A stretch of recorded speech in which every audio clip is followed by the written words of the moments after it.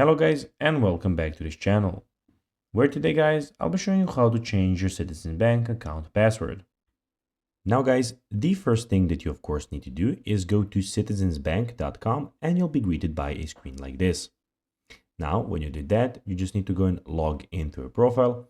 But guys, if you do not have one, you can always go and register to Citizens Bank. But guys, if you do not know how to do that, you can always go to our YouTube channel where we have plenty of how to Citizens Bank videos and you can see how you can actually do it. Now guys, that we got that out of the way, let's see what we actually have in front of us. So here, as you can see, we have the official Citizens Bank website where you can see we have a lot of things going on. Here we can go and see some personal stuff. We can see stuff for small businesses.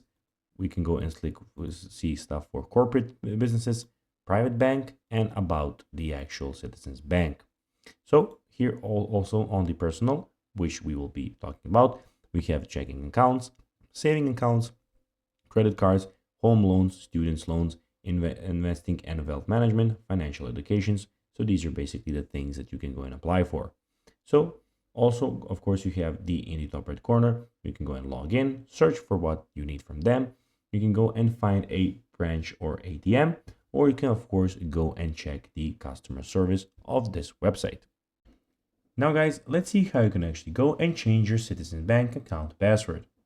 Well guys, after you log into online banking, click on the Service Center tab at the top of the page and then click on Change Your Online User ID or Password. Change your online user ID to something that is known only to you and easy to remember. Always use secure passwords.